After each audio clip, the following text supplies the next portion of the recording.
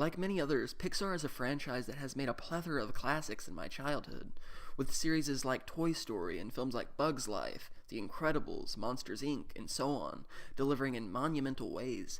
Since then, I've also seen terrific films from them like WALL-E, Inside Out, and Up that have delivered themselves in considerable ways as well. Still, I feel a little as though they've fallen from grace in some regards, with the car franchise as a whole being bad, and The Good Dinosaur and Brave being enjoyable animated fare, but not nearly the standard they'd set prior. As I sat in the theaters for Coco, I hoped it'd be another feather in their cap, a film that would add to their legacy in a strong way, and as I watched the trailers prior to the film, animated films like Sherlock Gnomes, Ferdinand, and others, I realized how much I really wanted an animated film that didn't seem like a lazily strewn together mash of recycled jokes. I needed Coco to perform at the upper echelon, and I'm happy to say it did. Without further ado, rabies and germs, you're watching this on the NJ Today YouTube channel. My name's McConnaughay, and for today's video, I'll be sharing my thoughts on the 2017 animated film, Coco. Coco tells the story of a Spanish family with a very strong disdain for music. This is because Miguel's you get the point, grandmother had a husband who walked out on her to pursue a career as a musician. Instead of wallowing, the grandmother made a life for herself and excelled, starting a family business making shoes, and very much so, closing the chapter on that aspect of her life, banning music for her family and effectively trying to erase her husband from the family's history.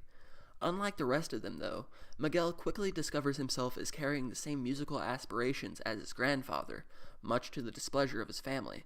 Miguel soon finds that his father was a famed musician and sets out to borrow his guitar to perform at the Day of the Dead festival. However, by stealing the guitar, he is then cursed and able to make contact with the dead.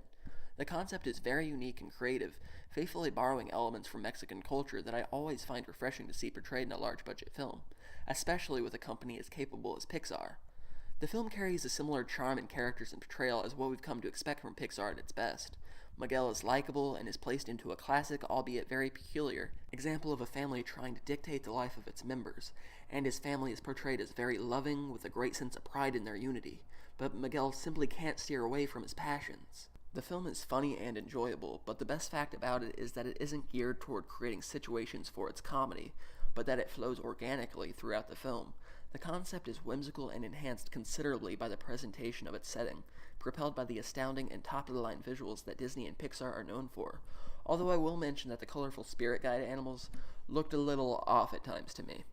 The storyline itself, as said, has a lot of unique ideas when it comes to the situation, and I think the concept is great, although in all honesty, a lot of the plot is predictable and easy to expect. In fact, about 30 minutes in, I told my girlfriend about a pivotal turnabout in the film that proved accurate, and it isn't because I'm Nikolai McConn's movie guesser extraordinaire, because it's really easy to see coming from a mile away.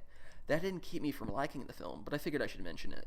Although just because something's predictable, it doesn't mean that it's not the right way to do something for a story. And if we remember that these films, while definitely enjoyable to adults, primarily target children, I don't think it would deter them very much. I had a smile practically all the way through the film, enjoying the visuals, the characters involved, and the way that the story came together. Even if Coco may not set the world on fire in terms of groundbreaking depth in its characters, watching through the film is whimsical bliss and complete entertainment all the way through, providing a rare mainstream animated film that feels like it doesn't phone it in and doesn't insult its viewers with lazy jokes or too many recycled ideas. It's a good story, well told, that also shines a rare light to Mexican culture in a very far-reaching way, and I would definitely recommend it. Thanks for joining me on this edition of NJ Today. My name's McConnaughay, and I'll see you next time.